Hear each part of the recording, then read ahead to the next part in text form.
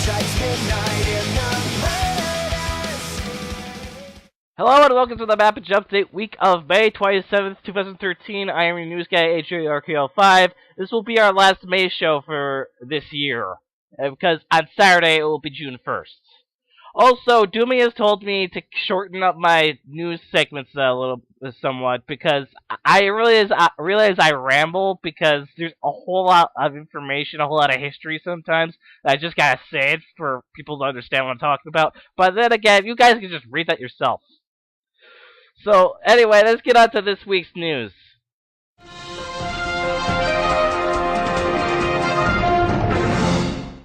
First off, listings have been popping up again for Mirror's Edge 2. But AJ, did you talk about this last show? No. Didn't you see that's crossed off right there? Oh. Sorry. You're blind and you're an idiot.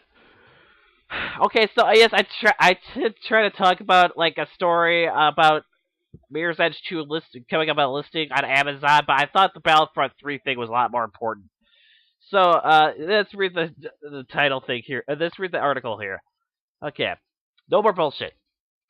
A second retailer listing for Mirror's Edge 2 has emerged. A stitch to remove product page on Amazon's Italian arm, which is what the story was last week, suggests the sequel to the 2008 free-running game is coming exclusively to the Xbox One. Microsoft has pledged to release 50 Xbox One exclusive titles during the platform's first 12 months, which ironically sounds like one of my other stories today.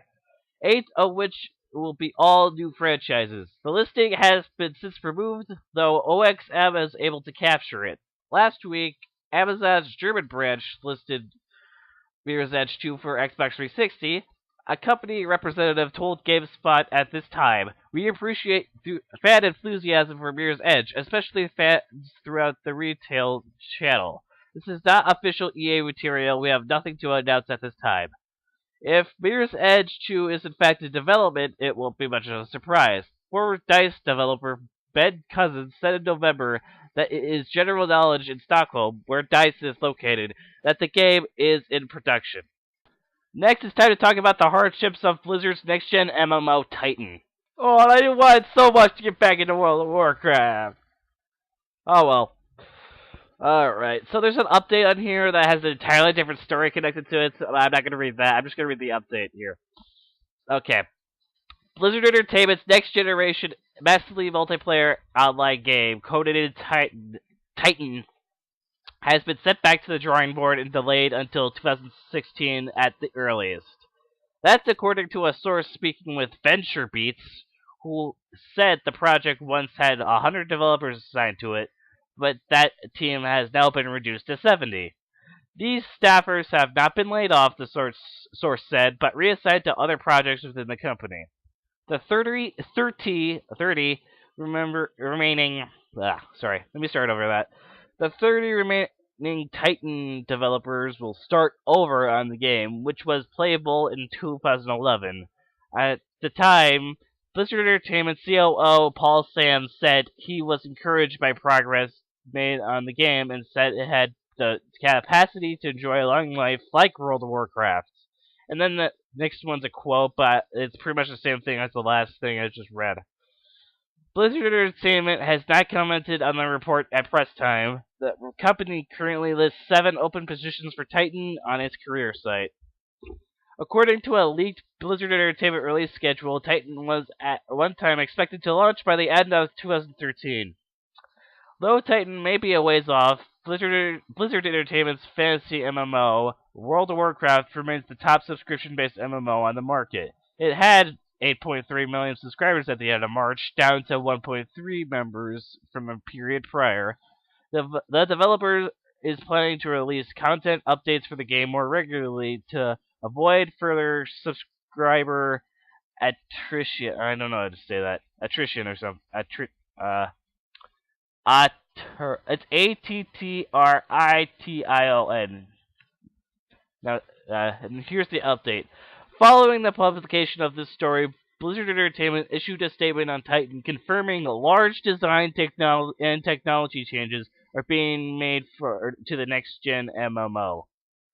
Next, the developer of Just Cause believes that the disappointment in the Xbox One is due to the lack of focus on games. So much hatred for the Xbox One, and yet the PS4 is squeaky clean! Alright, let's read this. The head of Just Cause developer Avalanche Studios has said that he is confident that the negativity surrounding Microsoft's Xbox One unveiling last week was due to Microsoft's lack of focus on games rather than the console itself. I understand the disappointment of many fans, said Avalanche founder Christopher Sundberg. He has a weird name. In an interview with Video Gamer.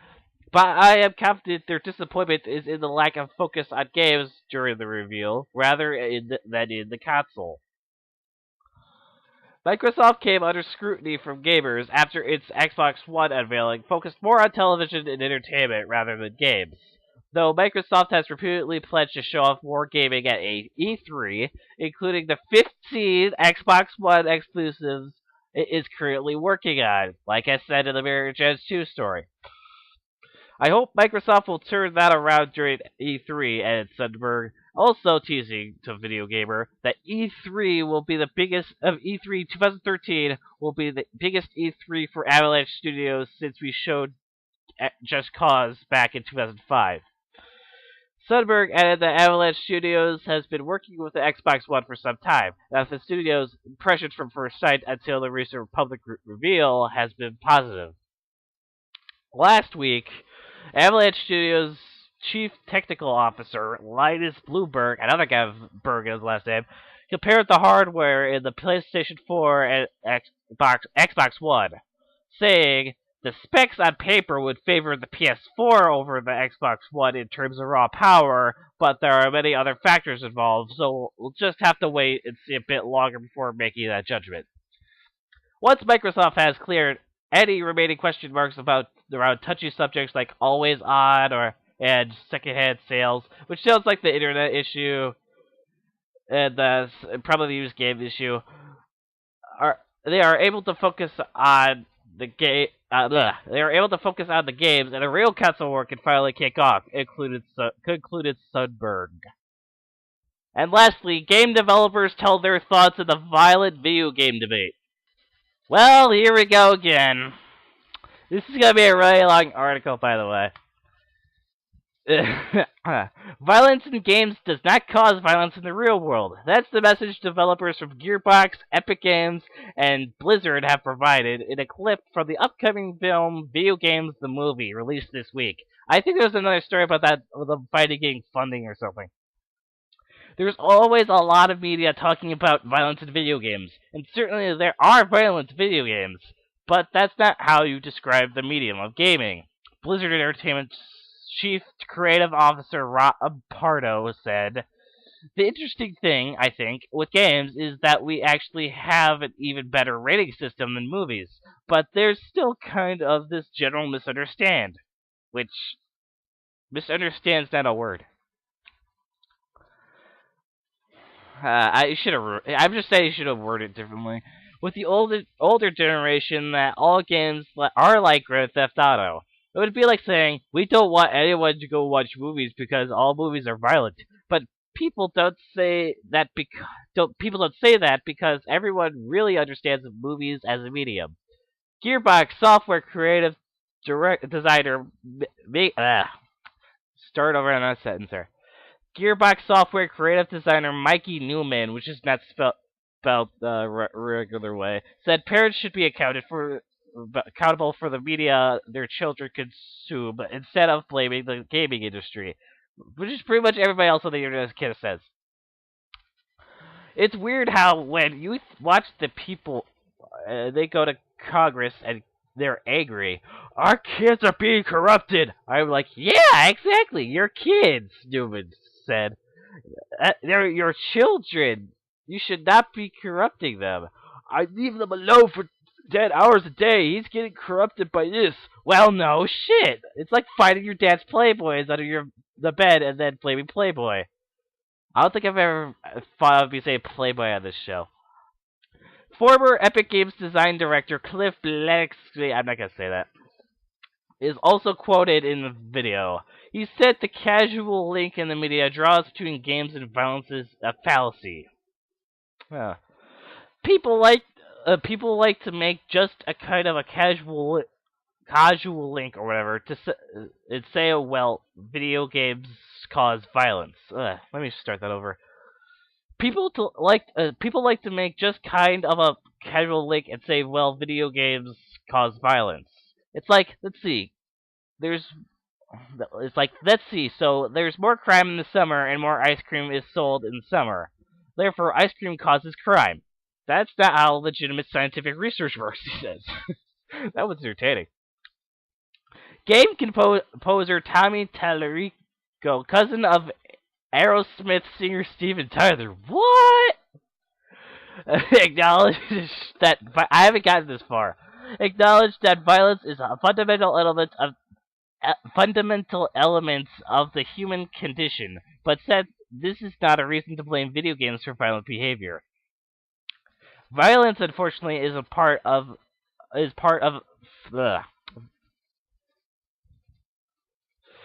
Violence, unfortunately, is a part of human nature, and last time I checked, Cain bludgeoned Abel with a Game Boy.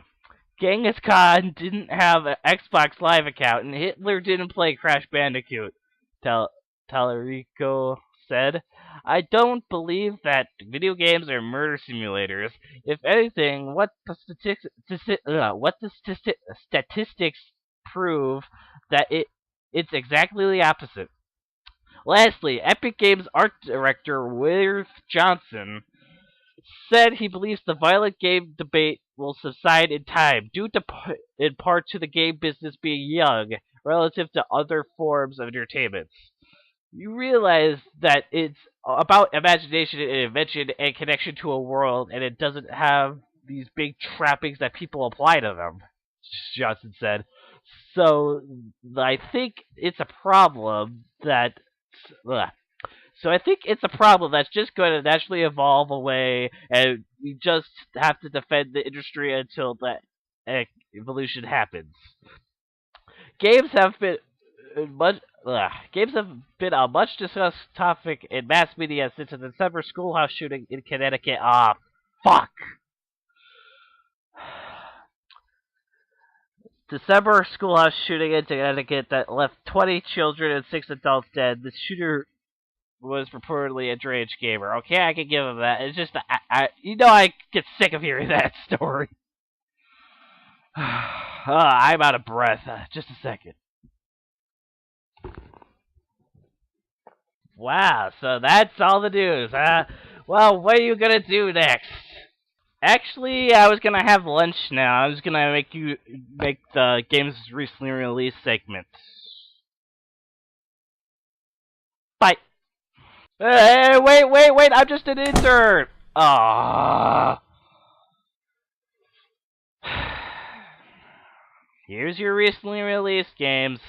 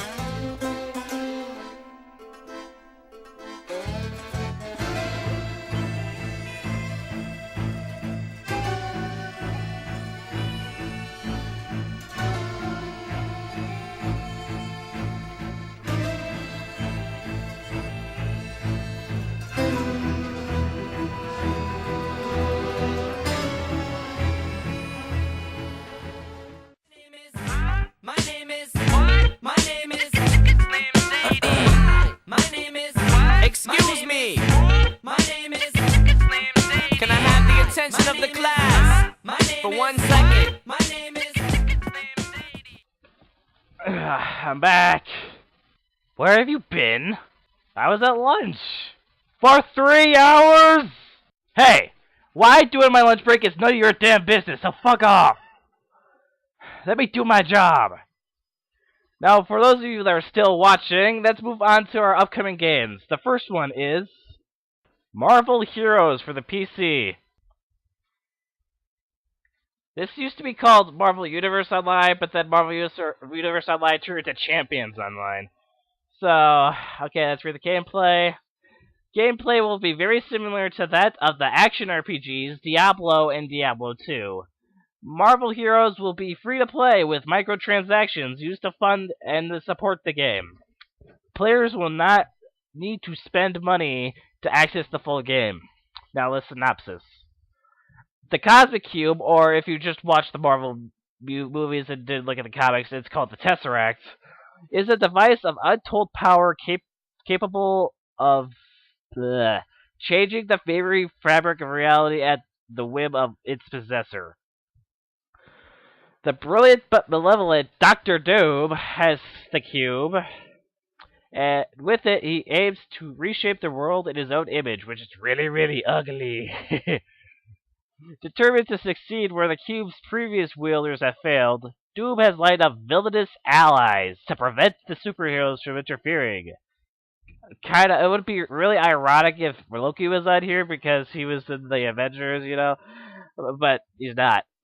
Can you unravel Dr. Doom's sinister plan and stop him before it's too late? Now, characters. Players will be able to choose a large and diverse let me start over.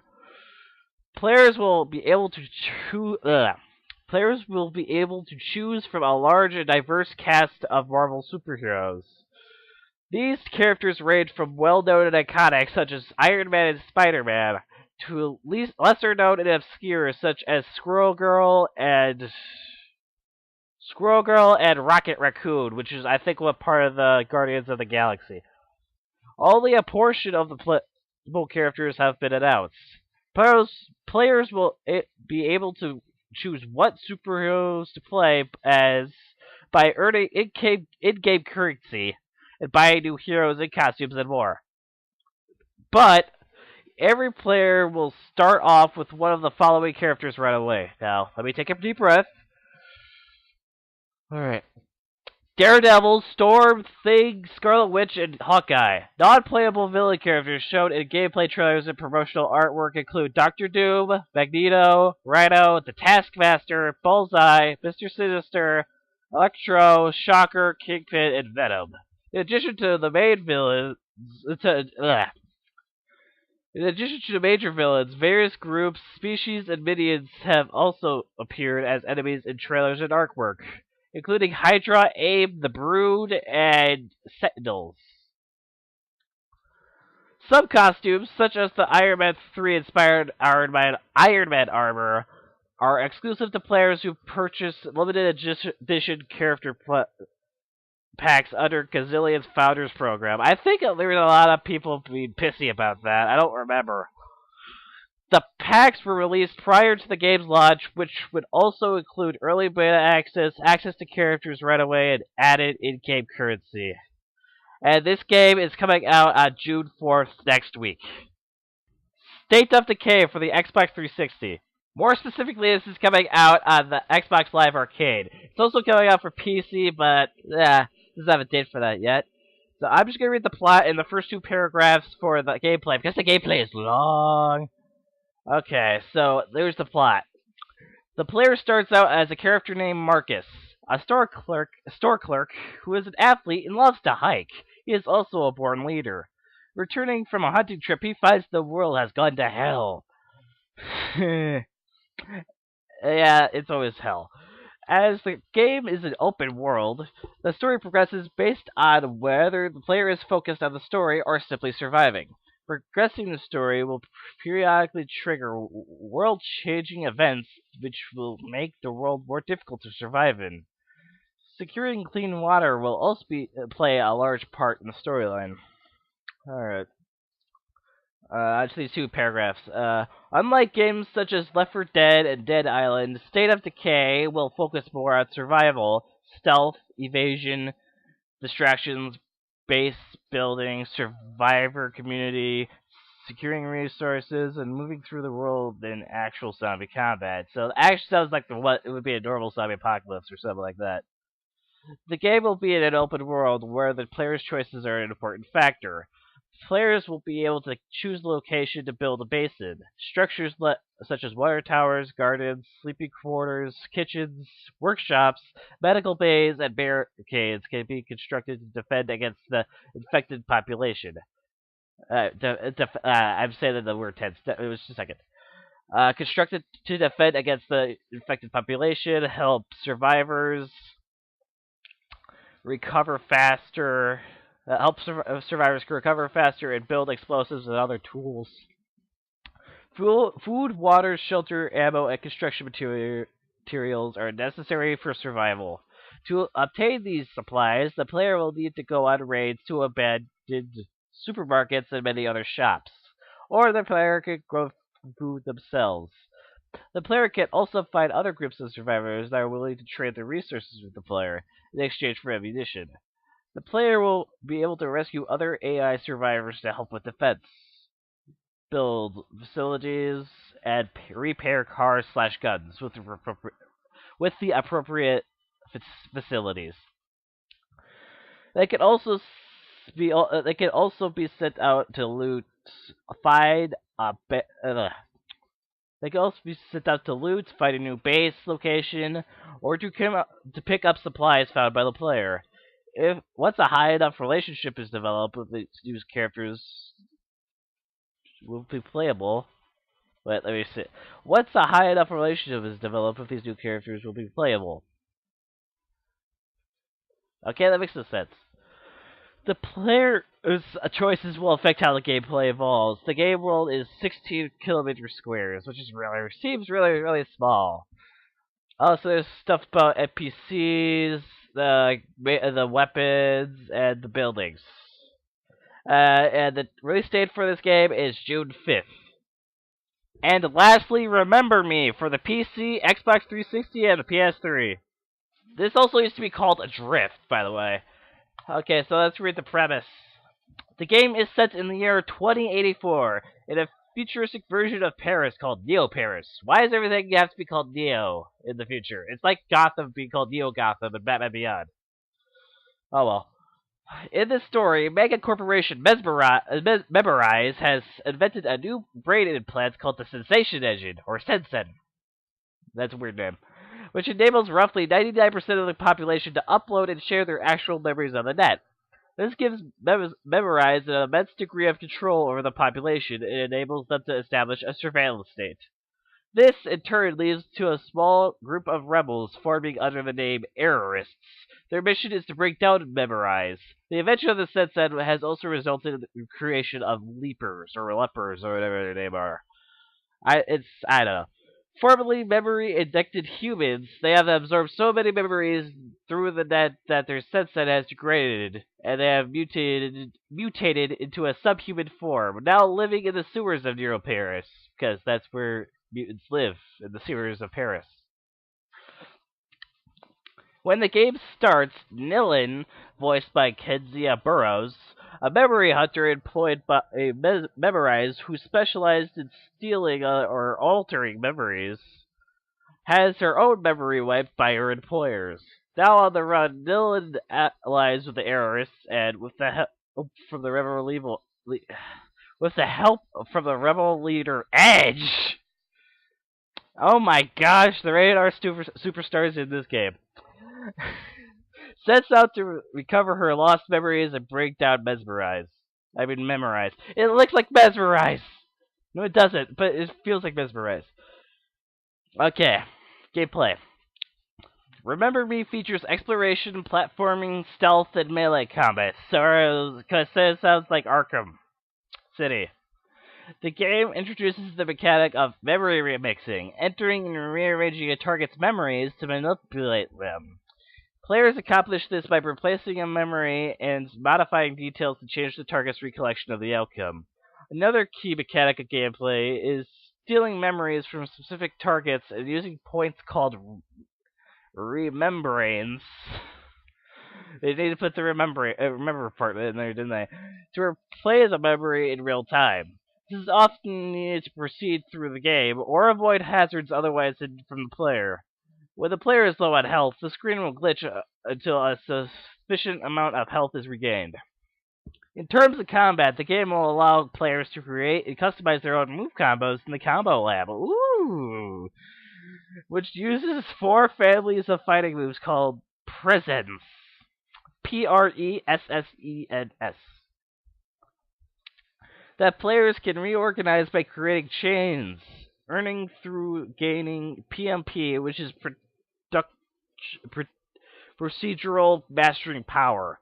That's what it means. With a limit of 4 combos being active at any one time. The 4 present families are Regain, it's a healing, Power is damage, Chain, duplication of doubling or of previous moves, and Cooldown, regeneration of S-present energy. Morris has said that who the heck is Morris? I don't know who the heck is Morris. Oh, the director is G-Max Morris. I think it was from Capcom. Morris says that there are 50,000 possible present combinations. Special moves as presents are made available to the player through the course of the game. The moves enable them to do things like stun groups of enemies, move at high speed, and land more hits, or turn hostile robots into allies when they self-destruct. And the release date for this game is June 4th next week for the North America, and for Europe, it's June 7th. And there we go, 3 games that are coming out next week. You could go look at GameSpot or like Game FAQs or anything that tells more about any other games, but whatever. As you can see, probably, my hat is off. That's because I'm going to stop for a night because it's almost 9:30 and I want to actually get onto my Xbox or something like that. So I am going to do the rest tomorrow. So I'll see you tomorrow for my video of the week. Or should I say videos of the week?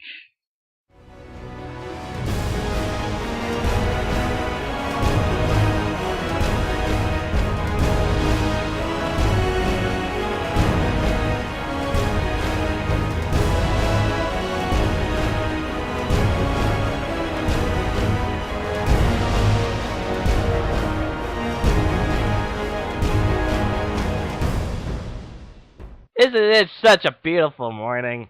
It's 1:30 in the fucking afternoon!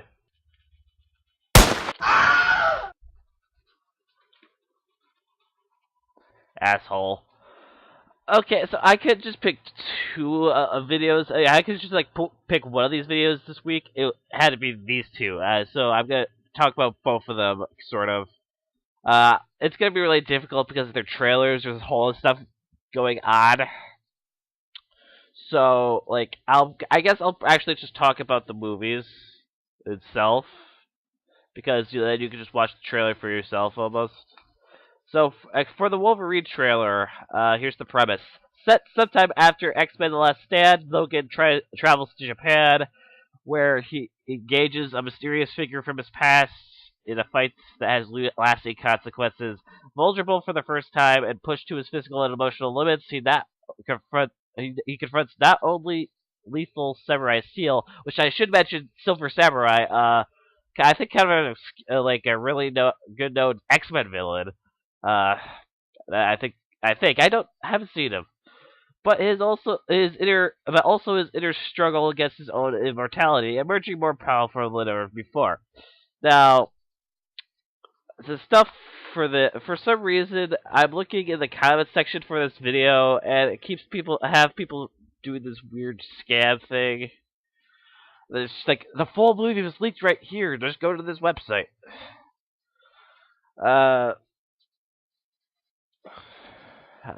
That's pretty much all I can say about the Wolverine trailer.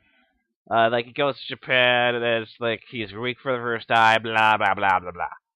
Alright, so for the now for the Man of Steel trailer, this is what people have dubbed the Ideal of Hope trailer because there's a I think the music was named Ideal of Hope, and like I think there's some kind of machinima called Mine of Hope, which is like the same trailer, but it's kind of been a little bit condensed with a few scenes missing, and like it's Minecraft. It's just the same trailer. Uh, all right. Let me think here. The premise, which probably should be like the same as usual. Clark Kent is a journalist who was adopted as a child. Who was adopted as a child by Jonathan and Martha Kent after he was transported to Earth from the dying planet of Krypton. Raised with the values of his adopted parents, he feels alienated because of his unique superpowers and struggles to find his own place in life. Where the world is attacked, he becomes a hero named Superman to protect Earth and its people. The villain of this one is, of course, General Zod, which you probably remember from like their older Superman movies, like Superman 2, and stuff like that. And that's really all I have to say about the trailers here. Maybe I should be picking trailers at all next time. So sorry if there's not enough information. Just go watch the trailers. And that's it for my videos of the week. Okay, let's quickly make this outro. That's it for the update this week. Links in the description for both trailers, and also a link for our website, the Mapige Hub. Keep looking on this channel as we're about to have more gameplay stuff and probably announcements about our other announcements, maybe links to live streams or shit like that, which is on Twitch, by the way. Also, look onto our individual channels as well. And also, don't worry about my intern. He's fine, right? Well, it seems like he's not conscious, but he's fine. Well, that's it. This is AndrewRQ5 signing off. Now, if you excuse me, I got good news and bad news for myself. Good news is I get the rest of the day off after I finish this video. And bad news is I gotta babysit for who knows how long. Luckily, I get money from that, so bye. See you next week. There's not much you could do or say to faze me. People think I'm a little bit crazy. I get it from all angles, even occasionally. Doc Drazy will have to step in every once in a while to save me, to make me stop and think about it before I just say things. Sometimes I forget what other people just may think. A lot of rappers probably wouldn't know how to take me if they heard some shit I later take before they erase me. I may be a little too fast-paced and racy. Sometimes the average listener rewinds and plays me 20 times cause I say so many rhymes it may seem like I'm going too fast cause my mind is racing. And I could give a fuck what category you place me, long as when I'm pushing up daisies and gone, as long as you place me amongst one of them greats. When I hit the heavenly gates, I'll be cool beside Jay-Z. For every single die-hard fan who embraced me, I'm thankful for the talent in which God gave me, and I'm thankful for the environment that He placed me. Believe it or not, I thank my mom for how she raised me in the neighborhood daily that jumped and chased me. It only made me what I am today. See, regardless of what anybody believes who hates me, you ain't gonna make or break me, trying to strip me of my credibility and make me look fake. G, you're only gonna be in for a rude awakening, cause sooner or later you haters are all gonna face me. And when you face me with all the shit you've been saving to say to me, you had all this time to think about it. Now don't pussy out and try to about face me, cause I've been patiently waiting for the day that we finally meet in the same place.